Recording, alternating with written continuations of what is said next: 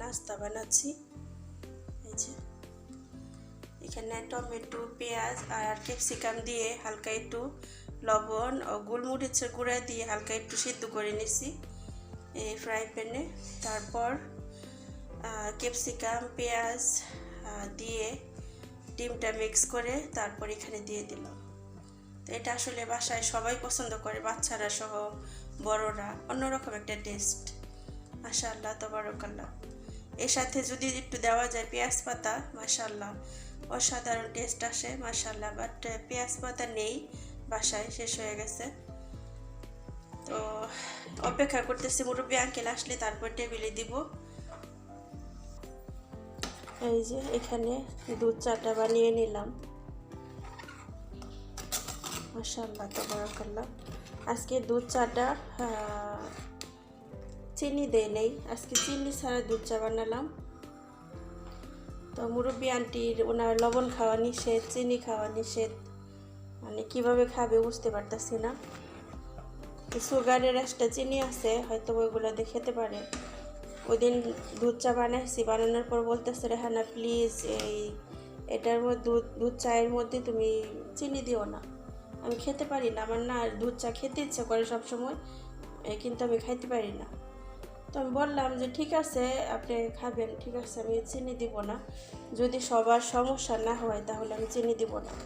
পরে ম্যাডাম বলতেছে হ্যাঁ দিও না, এখন কি করার। পরে আর দেওয়া হয়নি।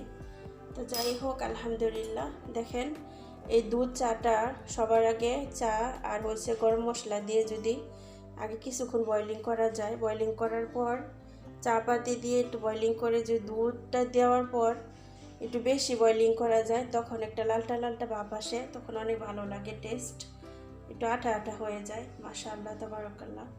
এখানে অনেক ডিম নিয়ে আসছে, আরও 2 প্যাকেট আসছে, উপরে ফ্রিজে রেখে দিছি।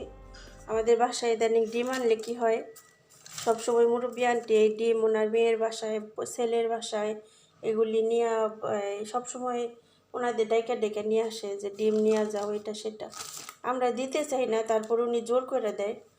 তো ওই দিন স্যার অনেক রাগারাগি করছে ওনার বাসাতে যে বাসায় ডিমের দরকার, এগুলো নিয়ে আসে আমার বাসার পুষ্টির জন্য, এগুলো বিক্রি করি, ওইখানে বিক্রি করে, মানে গার্ডেনে যে আরও লোক আছে ওনারা ডিম বিক্রি করে বক্সে বইরা বইরা। তো স্যার বলতেছে যে দিবা মাঝে মধ্যে, সবসময় না তো, এত ডিম আনো কী করবো, এত ডিম সবসময় কিন্তু লাগে। যেমন এইখানে আমি দেখাই, এইখানে প্রায় 8টা 9টা ডিম দিছি আমি, হ্যাঁ এইখানে 8টা 9টা ডিম আছে। তো এইখানেও দেখেন এখানে প্রায় 10টা ডিম আছে, উপরে উপরে আমি দিয়ে দিছি। তো এর জন্য ওনার মার সাথে উনি রাগারাগি করছে, তারপর থেকে ওনার মা আর কাউকে ডিম দেয় না। পুরা নাস্তা বানালাম, পরবর্তীতে কী কী কাজ করি অবশ্যই আপনাদের সাথে শেয়ার করব, শেষ পর্যন্ত সাথেই থাকুন। আমার ম্যাডামরে বলছিলাম জামরা আনতে, উনি আনছে কয়লা, ঠিক আছে এই দেখেন উনি নিয়ে আসছে কয়লা। তো আমার পিকচার দেখাইছিল অনলাইনে যে কোনটা আনবো, তা আমি এটার ভালো করে বুঝতে পারি নাই, তো কয়লা যেটা বুঝি নাই। তো এটা কয়লা, এটা আগুনে পুড়তে পুড়তে একদম পাউডার হয়ে যায়, হয় না। তো এখন দেখেন একটা বস্তায় নষ্ট, এই একটা বস্তা একদম নষ্ট, অনেকগুলো আছে দেখেন। তো এখন আবার আরেকটা নিয়ে আসলো, এখন আবার এই যেগুলো নিয়ে আসলো, এই যে এইগুলা সবসময় বাসার মধ্যে, এগুলা পুড়লে কিছুক্ষণের মধ্যে হয়ে যায়, যেমন আমি এখন দিয়ে দেবো বাসায়, মানে খুবই ভালো লাগে এটা না। আজকে আমি আর লুবানের পানি খাবো, দেখেন আপনাদের সাথে শেয়ার করি, আমি এর আগেও শেয়ার করছিলাম। এই যে দেখেন লুবান, এটা হয়েছে মাথার ব্রেনটের জন্য।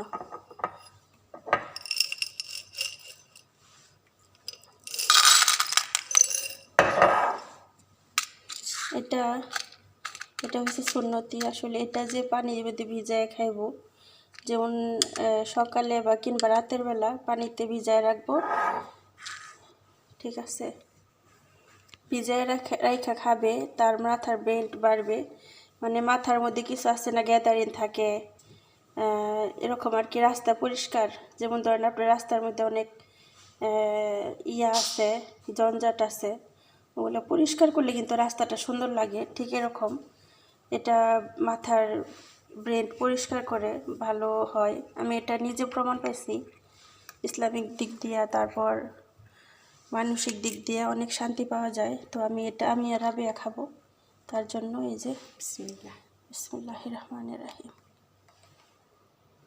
এই যে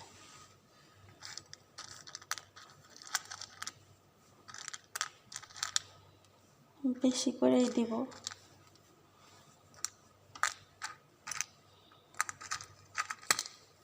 তো আমি লবণ দিয়ে দিলাম এর মধ্যে, পানির মধ্যে।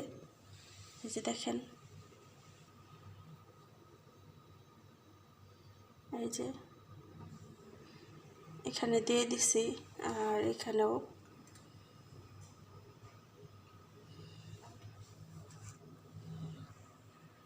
তো আমি আর রাবেয়া খাবো,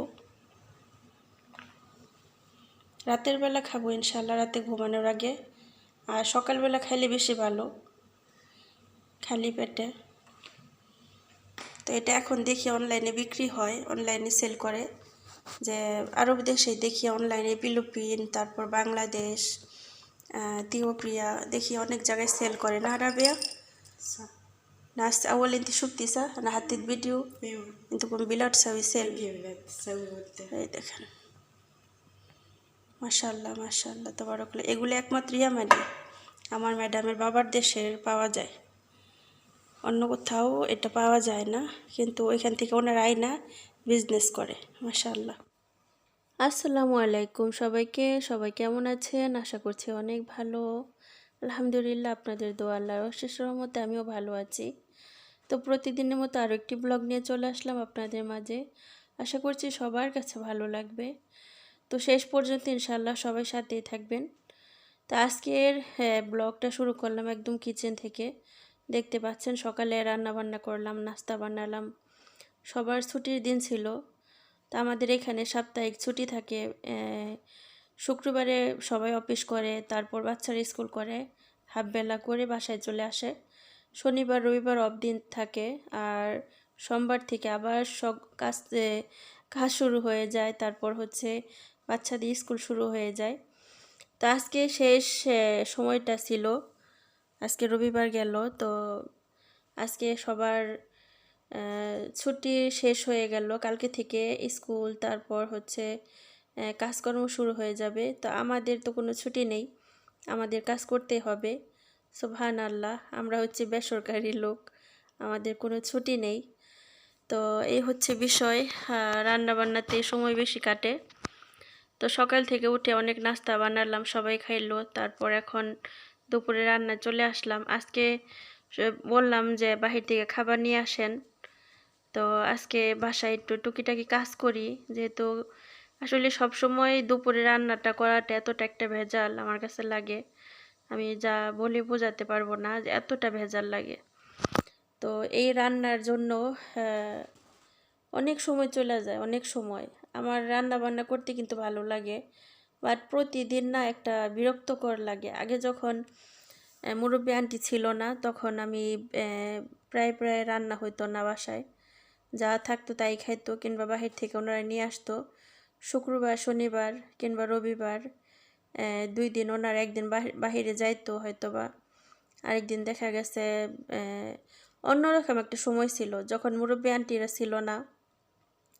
দেখা গেছে দুপুরে রান্না করছি, রান্না বান্না শেষ হইলে ওনারা খাওয়া দাওয়া করে সবাই চলে গেছে বাইরে, আবার রাতে 10টা 11টা 12টা 1টার সময় বাসায় আসছে।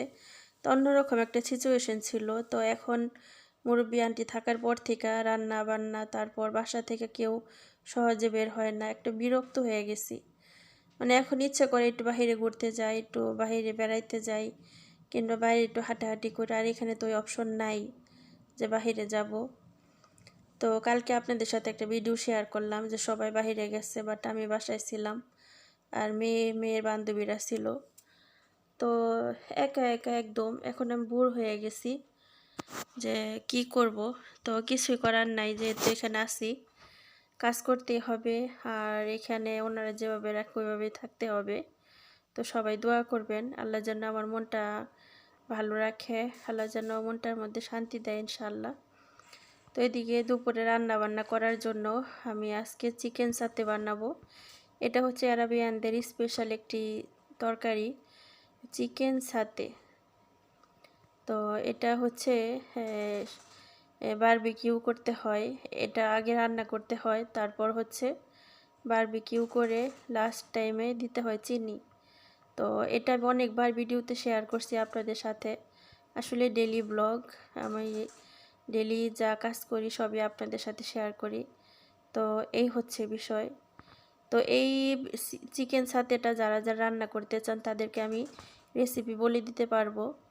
অনেক মজার একটি খাবার, একবার যদি খান তাহলে আর লোভ ছাড়তে পারবেন না। এটার মধ্যে মুরগির মাংসটা আমরা যেভাবে রান্না করি ঠিক ওইভাবে অল্প অল্প মশলা দিয়ে আমরা মশলাটা কষাই, কিন্তু এটার মধ্যে টমেটো দিতে হবে, টমেটো একটা টেস্ট আসবে। আর তারপর হচ্ছে মুরগিটা কষানো হইলে হালকা একটু সিদ্ধ হলেই তখন চিকেনটা এভাবে পুড়তে হবে বারবিকিউর মতো। পুড়ে হালকা একটু যখন বারবিকিউর মতো হয়ে যাবে, হালকা কালো হয়ে যাবে, তখন এটা আবার ওই যে ঝোলটা থাকবে, তরকারির কষানোর যে একটা ঝোল ওঠে ওইটাই, এছাড়া আর কোনো ঝোল দেওয়া হয় না। তারপর কম হয়ে গেলে হালকা দিতে হয়। তো ওইভাবেই তারপরে মুরগিটা দিয়ে দিব মশলার মধ্যে, দেওয়ার পর দিয়ে দিব চিনি। একদম মিষ্টি মিষ্টি হবে তরকারিটা। আর বিশ্বাস করেন এটার মধ্যে টক দই দিতে হবে, টক দই। তারপর লাস্ট টাইমে যখন শেষ হয়ে যাবে রান্না, তার আগ দিয়ে দিতে হবে হচ্ছে নারিকেল। এত মজার একটি খাবার, একবার যে খাবে সে ভুলতে পারবে না। আপনারা বাসায় ট্রাই করবেন ইনশাআল্লাহ। যেমন আমরা বাড়িতে যেমন আমরা মুরগি রান্না করি, কিন্তু এটার মধ্যে টক দই থাকবে আর নারিকেল থাকবে, ব্যাস এতটুকুই ডিফারেন্স। আর আপনি জাল ইচ্ছা করলে দিতে পারেন, বাট গোলমরিচ বেশি জাল হবে না। তো একবার অবশ্যই যারা পছন্দ করেন তারা ট্রাই করবেন। আমি তো এখন আরবিয়ানদের খাবার খেতে খেতে ওনাদের খাবারগুলোই আমার কাছে ভালো লাগে। অন্যরকম একটা টেস্ট, অন্যরকম একটা ভালো লাগে কাজ করে মাশাআল্লাহ। আসলে আমার লাইফের অর্ধেকটা সময় আমি প্রবাসে কাটাই দিছি আরবিয়ানদের সাথে। এদের চালচলন, খাবার দাবার সব কিছু কেমন যেন আমার সাথে মিশে গেছে, মানে ওদের সাথে থাকতে থাকতে আমার এখন ওইভাবেই ইয়া লাগে। তো আলহামদুলিল্লাহ রব্বিল আলামিন। একটি কথাই বলবো, আরব দেশে থেকে যদি ভালো কিছু শিখতে নাই পারি তাহলে আরব দেশে থেকে লাভ নাই। আমি শুধু আমার টাকার জন্য আমি বিদেশ করতেছি এটা ভাবলেই হবে না। আমার ভালো কিছু শিখতে হবে, আমার ভালো কিছু অভ্যাস করতে হবে। আমাদের অনেক সুন্দর একটা সুযোগ আল্লাহ দিছে আরব দেশে থেকে। আরাবিয়ানদের লাইফ স্টাইল, আরাবিয়ানদের চালচলন, ইসলামিক চালচলন, এটা আমার কাছে বেশি ভালো লাগে আলহামদুলিল্লাহ রব্বিল আলামিন। যেসব কথা হাদিসে শুনছি ওগুলো এখন নিজের চোখে দেখতেছে আরবিয়ানদের সাথে থাকতে থাকতে। তো মাশাআল্লাহ, তাবারাকাল্লাহ। তো আলহামদুলিল্লাহ রব্বিল আলামিন। আল্লাহ পাকের কাছে একটি কথাই বলি যে আল্লাহ তুমি আরাবিয়ান দেশে থাকার তৌফিক দিছো, আমি যেন আরাবিয়ানদের মতো ইসলামিক চালচলন, ভালোবাসা এবং ইসলামিক পথে চলতে পারি ইনশাআল্লাহ। সবাই দোয়া করবেন, আমিও আপনাদের জন্য দোয়া করি। তো প্রিয় আপুরা ভাইয়ারা, আজকের ভিডিওটা বেশি বড় করব না। আপনাদের সবার কাছে কেমন লাগলো অবশ্যই কমেন্টে জানাবেন। আর কথাবার্তায় ভিডিওতে যদি কোনো ভুল হয়ে থাকে আপনাদের ছোট বোন কিংবা মেয়ের মতো আমাকে ক্ষমা করে দিবেন, কারণ আপনারা আমার আরেকটা ফ্যামিলি। ইনশাআল্লাহ সবাই দোয়া করবেন, আমি আপনার। তো আলহামদুলিল্লাহ রান্না বান্না প্রায় শেষের দিকে আলহামদুলিল্লাহ। তো দেখতে পারলেন যে আজকে বেশি একটা রান্না করি না, এখানে চিকেন রান্না করলাম আর সায়ু রান্না করলাম লাউ দিয়ে, তারপর পাস্তা দিয়ে, আর হচ্ছে সাদা ভাত রান্না করলাম। তো আলহামদুলিল্লাহ রান্না শেষ, এখন আমি টেবিলে খাবার দিব। তো আসলে টেবিলে খাবার শেষ হইতে হইতে একদম সন্ধ্যার পর হয়ে যায়, তার জন্য আর ওইসব আপনাদের সাথে শেয়ার করি না কিংবা করতেছি না। তো এই ছিল আজকের খাবার দাবার রান্নাবান্না। তো আলহামদুলিল্লাহ আপনাদের কাছে কেমন লাগলো কমেন্টে জানাবেন ইনশাআল্লাহ। তো আজকের ব্লগটা এই পর্যন্তই। দেখি এদিকে রাবেয়া কী করে, আমার তো রান্না শেষ করলাম। তো রাবেয়া সালাদ বানাইতেছে, তো সালাদ বানানো শেষ, হয়তো বা মুরব্বী আন্টির জন্য কিছু বানাইতেছে। তো ভিডিওটা এখানে শেষ করব। ভালো থাকেন, সুস্থ থাকেন। আল্লাহ হাফেজ। আসসালামু আলাইকুম।